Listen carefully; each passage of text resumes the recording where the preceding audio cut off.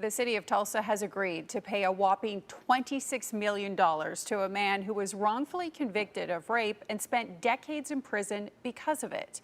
News Channel 8's Burt Mumolo reports on the shocking circumstances that led to this massive settlement. Burt. A devastating portrait of injustice. That's how Henry Jamerson's lawyer describes his case. The story of a man who was told time and again that the crucial evidence in his case, which could prove his innocence, no longer existed, only to find out it actually did. I said, I don't be playing around with my freedom. When we interviewed him back in April, Henry Jamerson had just filed an 89-page lawsuit in federal court after spending decades behind bars following a wrongful conviction in the 1991 rape of a 16-year-old. All of it is shocking. Attorney Dan Smolen is Jamerson's lawyer, who meticulously laid out the tangled web of jaw-dropping allegations of wrongdoing by the police department, the DA's office, and the city, even the current police chief. I think he definitely knew. He says, that authorities had the DNA evidence from Jamerson's case, even though time and again when Jamerson asked to have it tested, he was told it no longer existed.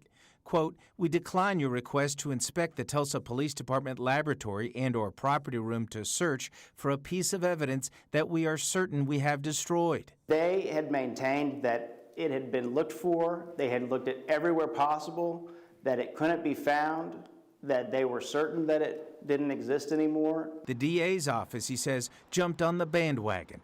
There is no reason to doubt the city of Tulsa's diligence in failing to locate petitioner's evidence. That's statements that they made to a court in the Tulsa County Courthouse during evidentiary hearings. And city legal? No better, he says. It's been destroyed. The city on letterhead wrote from the legal department, we're not going to go look for something that we're certain has been destroyed. But lo and behold, after a 7-year legal battle, Smolen got a court order to search the property room himself. And within just a few hours... It was surreal. It was surreal that we had found it. It was surreal that we had been lied to for so long about the existence of it. It was shocking that Henry had been asking for this and denied the opportunity over decades to have had an opportunity to get out of prison for a crime that he had nothing to do with. It's frustrating, man. You know, especially you go to prison for a crime you didn't do, spend all that time, 24 years in prison. Jamerson could have gotten out sooner, but stood his ground, maintaining his innocence. They want me to take parole, and I keep turning it down because you take parole, you can't file no lawsuit on them. That means that you take parole, that's saying that you're guilty of that crime. So I didn't mess with it. And now that patience has paid off to the tune of $26 million.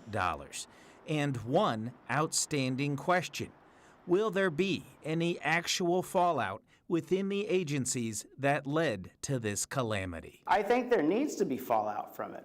The entire detectives division at the Tulsa Police Department needs radical change.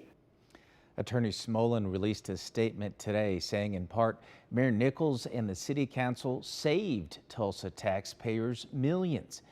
If a jury had heard how Mr. Jamerson's conviction was based on coerced testimony and how the government withheld or concealed the pertinent DNA evidence for years, the verdict would have likely been astronomical. Burt Mumolo, News Channel 8.